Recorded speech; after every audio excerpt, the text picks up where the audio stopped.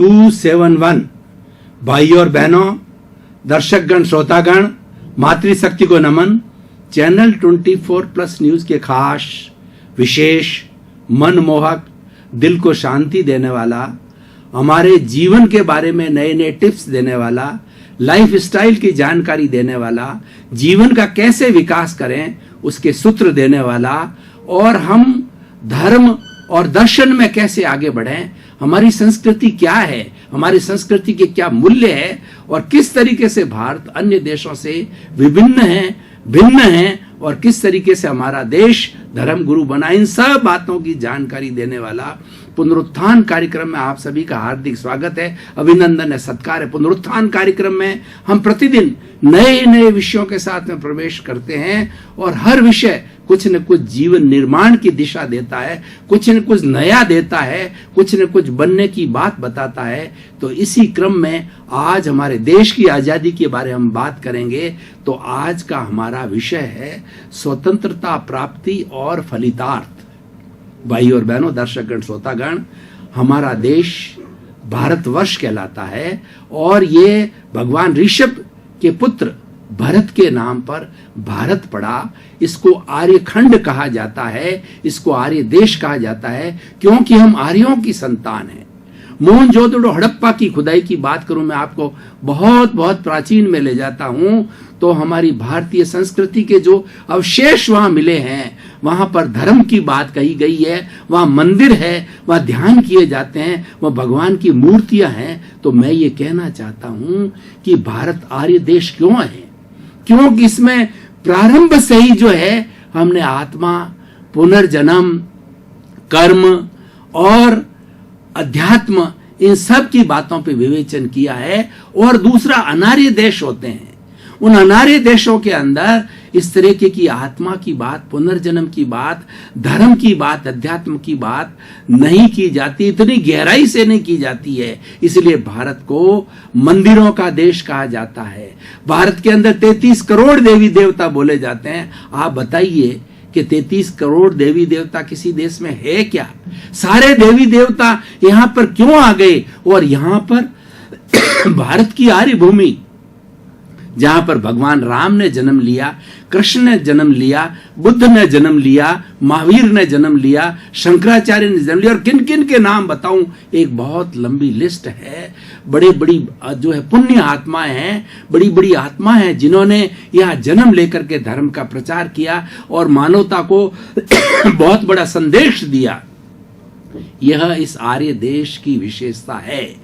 हमारा देश आर्य देश होने के कारण, और हमारे देश का जो है बहुत बड़ा विकास होने के कारण, इसको सोने की चिड़िया कहा जाता है, इसको धर्म गुरु देश कहा जाता है। सोने की चिड़िया होने के कारण कुछ विदेशी ताकतें जो है, विदेशी शक्तियां हमारे देश के अंदर जो है व्यापार करने की दृष्टि से आई।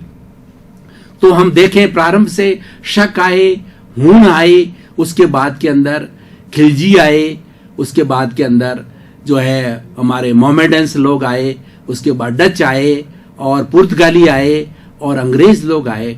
इस तरीके से भारतवर्ष जो है कई शताब्दियों तक गुलाम रहा, क्योंकि इन जातियों ने यहां पर आर्थिक दृष्टि से एंट्री ली, लेकिन धीरे धीरे हमारी कुछ कमियां थी, हमारी कुछ रियासतों के अंदर आपसी फूट होने के कारण जो है वो यहाँ के शासक बन गए। और 1757 का प्लासी का युद्ध, उसके अंदर ही स्वतंत्रता प्राप्त करने के बीज का वपन हो गया, जब सिकंदर महान को प्लासी के युद्ध के अंदर हराया गया। और तभी से हमारी भारतीय संस्कृति और भारतीय के लोगों के अंदर एक जोश खड़ा हुआ कि अब हम लंबे समय से गुलाम नहीं रहे, क्योंकि वो लंबे समय की गुलामी से भारत के लोग त्रस्त हो गए थे।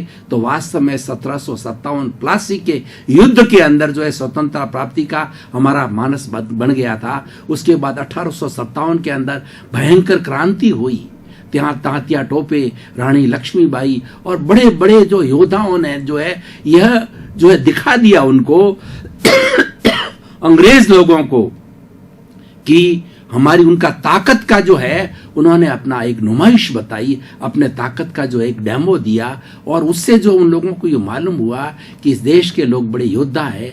1857 के गदर के बाद में निरंतर जो है स्वतंत्रता प्राप्ति के जो है वो हमारे उद्देश्य बनते गए, और प्राप्ति करने की हमारे में इच्छा शक्ति जागृत होती गई। और उसके बाद के अंदर महात्मा गांधी आए, और जो है सुभाष चंद्र बोस, सरदार वल्लभ भाई पटेल, नेहरू जी, और भी कई बड़े बड़े लोगों ने जो है वो सारी प्लानिंग की कि अब तो हमें देश को आज़ाद कराना है, और देश को आज़ाद करा के हमें अपनी स्वतंत्रता को प्राप्त करना है, हमें अपनी सोच को स्वतंत्र रखना, अपना खुद का विकास करना है स्वतंत्र रूप से रह करके, और हम गुलाम नहीं रह सकते।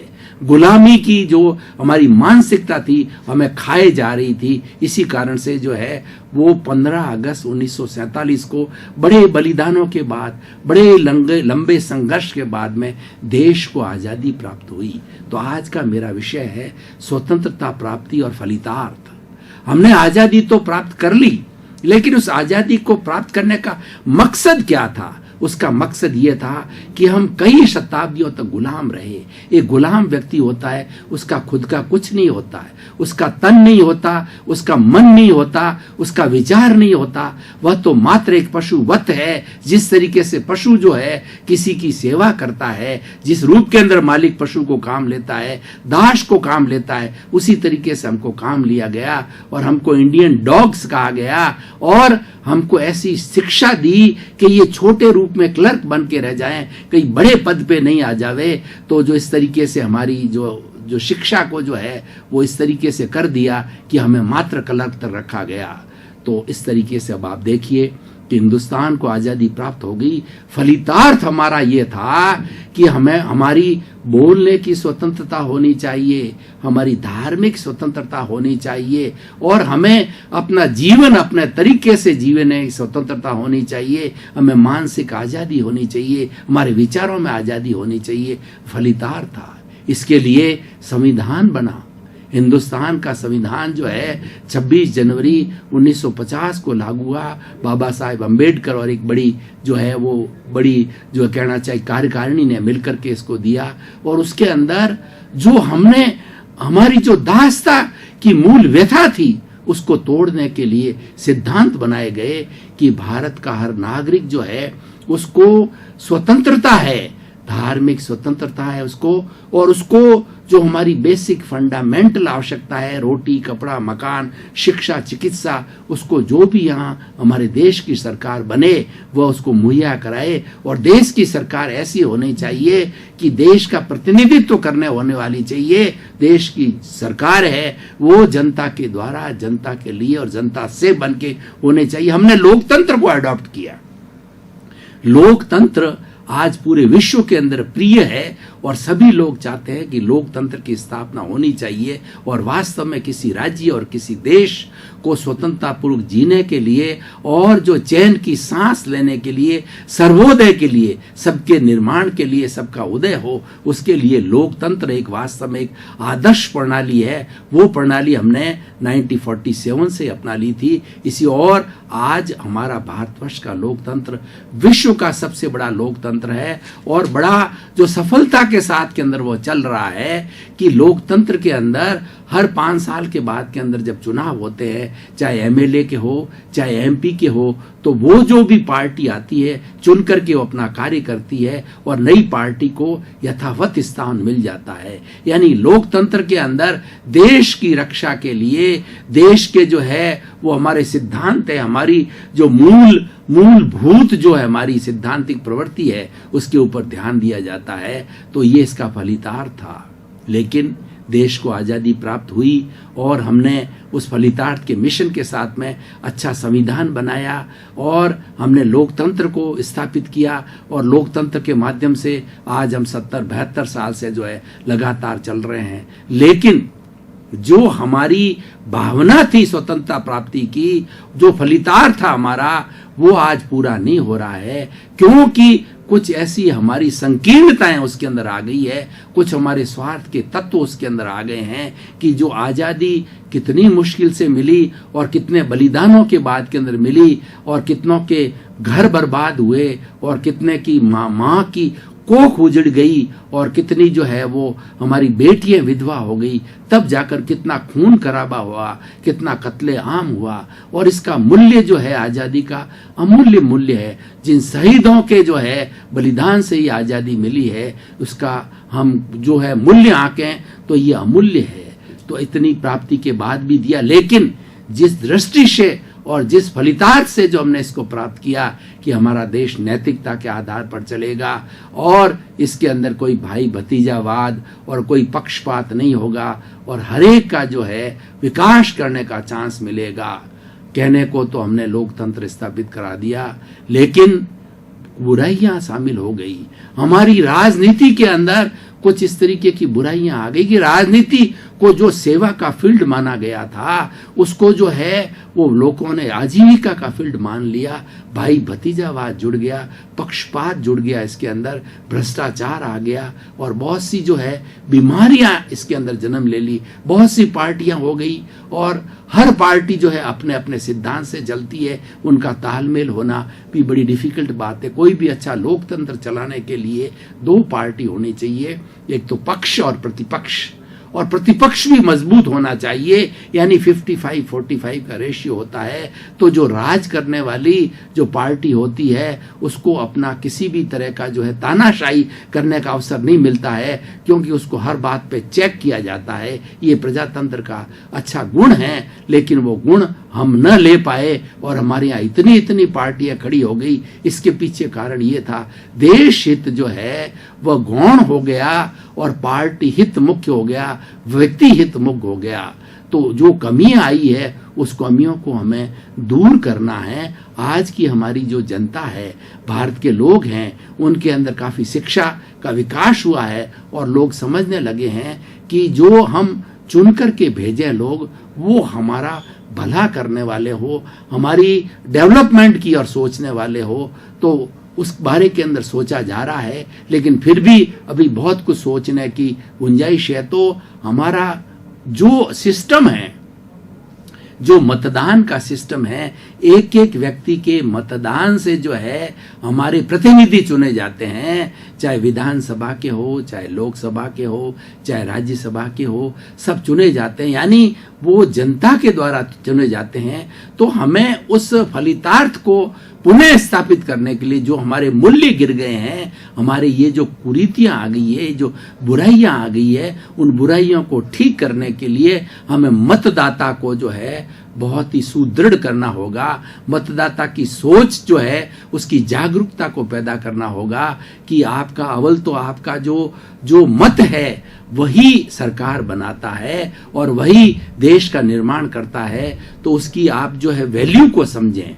इसीलिए हरेक को मतदान करना चाहिए और मतदान करने से पूर्व जो कैंडिडेट जो है उसकी योग्यता को समझना चाहिए कि छाप छवि वाला हो और जनता की बात को संवेदनशीलता से रखने वाला हो, जनता के बीच में रहने वाला हो, जनता का व्यक्ति हो, जनता का भला करने वाला हो और जनता के डेवलपमेंट की बात सोचता हो। ऐसे व्यक्ति को हमें आगे लाना चाहिए, जो सेवा भावना से ओतप्रोत होना चाहिए। वो कहीं पर भी जाए उसके मन के अंदर जनता रहनी चाहिए। तो आज मैं एक उदाहरण भी देना चाहता हूं आपको कि वर्तमान सौभाग्य से उस परिवर्तन के कारण, उस बुराई को कुछ कम करने के कारण आज हमें प्रधानमंत्री नरेंद्र भाई मोदी के रूप में मिले हैं, जिनमें ये काफी ललक है कि वो जनता को चाहते हैं, देश का हित की बात करते हैं और 24 घंटे उनके मन के अंदर देश की बात होती है। देश हित उनके अंदर सर्वोप्रिय है। जो भी निर्णय लेते हैं वो 125 करोड़ की जनता के भले के लिए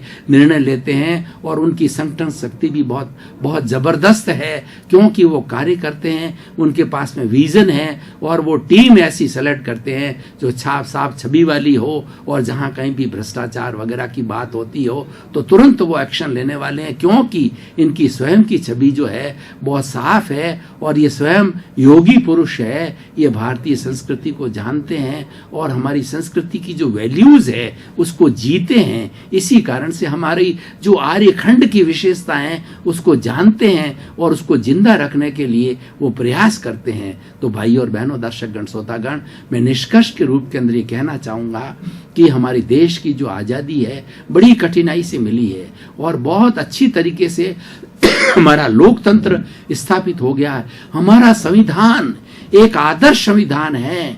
विश्व के देश जो है वो इस संविधान की आदर्शता के आधार पर अपने संविधान बनाते हैं और पूरे विश्व की जनसंख्या के 20% हम हैं, यानी हर विश्व का हर 5वां सदस्य हिंदुस्तानी है। तो हमारे पक्ष के अंदर कितनी बड़ी बड़ी बातें हैं कि हमारी पृष्ठभूमि है वो आर्यखंड की भूमि है। हम धर्म में विश्वास करते हैं, हम भाईचारे में विश्वास करते हैं, हम प्रेम में विश्वास करते हैं और हम सौहार्द में विश्वास करते हैं। हम किसी को गिराना नहीं चाहते हैं, हर एक को उठाना चाहते हैं। हमारे मन के अंदर कटुता की भावना नहीं है, हमारे मन में मैत्री की भावना है, क्योंकि हमारा संविधान, हमारे धार्मिक ग्रंथ और हमारे ऋषि मुनियों ने जो जो हमें प्रेरणा दी, हमारी आदर्श गुरुकुल की व्यवस्था, हमारी वर्ण व्यवस्था और हमारे 5 आश्रम की व्यवस्था और पुरुषार्थ चतुष्टय वसुधैव कुटुंबकम, ऐसे ऐसे हमारे पास के अंदर कॉन्सेप्ट्स है, ऐसी ऐसी है कि उनको हम एक एक को जिए तो हमारा, एक एक को देखें, पढ़ें, जिए तो हमारी छाती फूल जाती है कि हमने वास्तव के अंदर भाग्यशाली हैं कि ऐसे आर्य देश में जन्म लिया। तो मैं ये कहना चाहता हूँ भाई और बहनों कि जो आज़ादी बड़ी कठिनाई से प्राप्त की है और वो आज़ादी आज भी हमारे बरकरार, लेकिन उसमें जो बुराइयां आ गई है, उसमें जो कमी आ गई है, उस कमियों को हमें दूर करना है, क्योंकि हमें हर व्यक्ति के बारे में सोचना पड़ेगा। हर व्यक्ति देश का जो नागरिक है और वो हर व्यक्ति जो है इस देश को बनाने वाला है। हर एक को विकास करने के चांस मिलने चाहिए। हमारे बीच में ईमानदारी आनी चाहिए, हमारे बीच में ट्रांसपेरेंसी आनी चाहिए और सबसे बड़ी बात जो हमारी फाउंडेशन परोपकार की बात है, उस पर हमें ध्यान देना चाहिए और हमें अपने स्वयं का अच्छा जीवन जीने के साथ साथ में कुछ समय हमें समाज के लिए लगाना चाहिए, जिसको परोपकार कहते हैं, जिसको सेवा कहते हैं। क्योंकि हमारा जो सारा जो पूरा जो बना हुआ है कार्यक्रम हमारा ऋषि मुनियों का, हमारे धार्मिक ग्रंथों का, वो सेवा से ओतप्रोत है। तन की सेवा, मन की सेवा, धन की सेवा, और हमारी संस्कृति के अंदर ऐसा बताया गया है, उसी व्यक्ति को याद किया जाता है, वो व्यक्ति अमर होता है जो कुछ समाज को दे के जाता है, लोगों की भलाई करने को जाता है। अटल बिहारी वाजपेयी चले गए लेकिन पूरा हिंदुस्तान उमड़ पड़ा, क्योंकि वो एक ऐसा नेता था जो हरेक का विकास करना चाहता था, सबको साथ लेकर के चलता था। वो एक ऐसा व्यक्तित्व था कि जिसके अंदर का कोई राजनीतिक दुश्मनी, राजनीति में एक दूसरे के दुश्मन होते हैं, लेकिन उन्होंने हमेशा अपने देश हित को सर्वोपरि रखा। वो ऐसा व्यक्तित्व था कि प्रधानमंत्री होने के साथ साथ जो विरोधी पार्टियां उनके घर जाकर के उनसे जो याचना करता था, देश हित के लिए मैं ये एक्शन लेना चाहता हूं, आपका मुझे सहयोग चाहिए, और सहयोग मिलता था, क्योंकि उनके मन के अंदर कोई पार्टी हित की बात नहीं थी, व्यक्ति हित की बात नहीं थी, अपना अहंकार की बात नहीं थी, देश हित सर्वोप्रिय था। और जहां पर देश हित सर्वोप्रिय होता है वह विकास होता है। तो भाई और बहनों, दर्शकगण, श्रोतागण, आज का एपिसोड इतना सुंदर है कि ये हमें बहुत बड़ी शिक्षा देने वाला है, हमारी छाती फुलाने वाला है कि हम विश्व के अंदर महान हैं। मेरा देश पूरे विश्व के अंदर महान है, ये आर्यखंड है। और हमारे शास्त्रों में जगह जगह लिखा गया है कि आर्यखंड के अंदर जन्म लेना बड़े सौभाग्य की बात होती है, बड़े पुण्य की बात होती है। और वही व्यक्ति जो पुण्यशाली जीव होता है वो इस आर्यखंड में जन्म लेता है। तो हमारे देश का विकास हो, जिस भी पद पर हम कार्य कर रहे हैं, जो भी कार्य कर रहे हैं, हमें थोड़ा समय अपने देश के लिए, भाइयों के विकास के लिए, परोपकार के लिए लगाना चाहिए। और हमें हमारा पुराना जो इतिहास है, हमारी पुरानी संस्कृति है, हमारे जो सांस्कृतिक मूल्य है, उनके बारे में पढ़ना चाहिए कि हमारी संस्कृति के अंदर मानवीय मूल्य, राजनीतिक मूल्य, आर्थिक मूल्य, धार्मिक मूल्य और स्पिरिचुअल वैल्यूज और शैक्षणिक मूल्य कितने कितने महान मूल्य है। उन मूल्यों के लिए जो लोगों ने कितना बड़ा बलिदान दिया, कितना बड़ा कार्य किया है। तो आज का विषय ये बताता है कि हमें उसकी जानकारी करनी चाहिए और जानकारी करने के बाद जीवन का लक्ष्य बनाना चाहिए कि हमारा जीवन, मेरा अपना स्वयं का अपना जीवन, अपने परिवार का जीवन जीने के साथ साथ में मैं कुछ समय, क्योंकि ईश्वर ने 24 घंटे हर व्यक्ति को दिए हैं और 24 घंटे में वो 1 घंटा 2 घंटा जो है अपना व्यक्तिगत, अपना पारिवारिक कार्य करने के बाद में परोपकार, लोगों की सेवा के लिए समय निकाल सकता है। और जब व्यक्ति सेवा माइंडेड हो जाता है, जब सेवा का रस उसको लग जाता है, सेवा का स्वाद आ जाता है, परोपकार का स्वाद आ जाता है, तो वो स्वाद सभी स्वादों से भिन्न हो जाता है। हम कितने ही लाखों रुपए इकट्ठे कर लें, कितना ही अपना बैंक बैलेंस बना लें, कितनी अटालिकाएं बना दें, कितना ही हमारी धन संपत्ति इकट्ठी कर दें, लेकिन हम किसी अपने भाई को जो कि अभावग्रस्त है उसको थोड़ा सा सहयोग करते हैं, छोटे रूप में सहयोग करते हैं, जो खुशी हमें मिलती है वह खुशी इतनी बड़ी अटालिकाएं बनाने में नहीं मिलती, क्योंकि ये अटालिकाएं धन संपत्ति है, इसका मालिक परिवार होगा, उसके मालिक बच्चे होंगे, वो आपस में लड़ेंगे कि हमारे पेरेंट्स ने कम दिया, ज्यादा दिया, और धन संपत्ति के लिए लड़ाई होगी। लेकिन जो संपत्ति हमने समाज को दे दी, देश को दे दी, तो वो संपत्ति हमारी सार्थक हो जाती है। आप देखिए जो इनकम टैक्स पेयर होते हैं वो लोग कितना बड़ी सेवा करते हैं कि वो अपने इनकम में से अर्जन करके पैसा देश के निर्माण के लिए लगाते हैं, और सारा वो पैसा जो है हमारी आज इतनी बड़ी बड़ी योजना, अरबों खरबों रुपए जो लगते हैं और इतनी सुविधाएं हमको मिल रही है। क्या सुविधाएं हम अकेला व्यक्ति जुटा सकता है? अपने अर्थ के आधार पर, अपने धन के आधार पर नहीं जुटा सकता।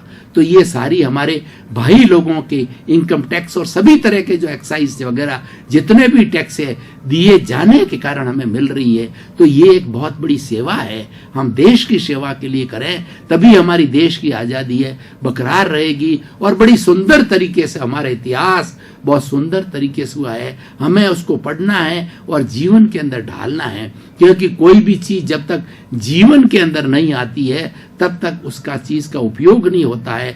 कहा भी कहा है, नाणस्य सार मायारो, the essence of knowledge is conduct. जो भी ज्ञान हम ग्रहण करते हैं, जो भी हम चीज सीखते हैं, वो हमारे जीवन में आना चाहिए। जीवन में जीवंत होने के बाद में वो व्यक्ति आइडियल बन जाता है, परिवार के लिए आइडियल होता है, समाज के लिए आइडियल होता है और देश के लिए आइडियल होता है, और उस व्यक्ति को हमेशा याद किया जाता है और वो व्यक्ति परामर्श के योग्य होता है। तो भाई और बहनों, खासकर आज हमारी युवा पीढ़ी जो 35 वर्ष के, वो 65% जो हमारे देश में युवा, करीब 80 करोड़ युवा है, युवाओं को मैं जो है जो कुछ भी मेरे पास अनुभव है इस एपिसोड के माध्यम से युवाओं के साथ मैं शेयर करना चाहता हूं कि आप देश के निर्माता हो, आप देश का निर्माण करने वाले हो, और देश जो है आपके आधार, कोई आप में से नेहरू बनेगा, कोई इंदिरा बनेगा, कोई अटल बिहारी वाजपेयी बनेगा और कोई बाबू राजेंद्र प्रसाद बनेगा आप में से ही। तो आप इस सब चीज को देखिए, आप इस चीज को पढ़िए, और पढ़ करके हमारी देश की जो आजादी, देश की जो अखंडता, देश का हित और लोगों का उपकार, लोगों का भला किस बात में होता है उसके आधार पर अपना चलें। आप शिक्षा के क्षेत्र में काम कर रहे हो या आप जो अपनी आजीविका के रूप में काम कर रहे हो, तो आपकी सोच ये होनी चाहिए कि जो कुछ भी मैं कार्य कर रहा हूं किसी को कष्ट देने वाला तो नहीं है, कोई अपराध में ले जाने वाला तो नहीं है, मेरी प्रतिष्ठा को गिराने वाला तो नहीं है, और उससे जो है मुझे खुद को कोई घृणा तो नहीं हो जाएगी बाद में आगे चल करके। तो हमारा लक्ष्य जो है वो हमारा अच्छा होना चाहिए, हमारी सोच अच्छी होनी चाहिए। जहां पर सोच अच्छी होती है वहां पर जो है वो हमें रिजल्ट भी बहुत अच्छे बनते हैं। दर्शकगण, श्रोतागण, भाई और बहनों, आपका बहुत बहुत धन्यवाद, आपके प्रति कृतज्ञता, आपको साधुवाद। आप पुनरुत्थान कार्यक्रम को चमका रहे हो, रोज देखते हो, लोगों को प्रोत्साहित करते हो और हमें फीडबैक देते हो, ताकि हम भी एपिसोड्स के अंदर नया नया इंप्रूवमेंट करते हैं। तो आपके प्रति मंगल भावना, शुभकामना। इसी तरीके से पुनरुत्थान कार्यक्रम को आप देखते रहिए और लोगों को जो है आप उसके साथ में सहयोग करते रहिए कि अन्य लोग भी देखें।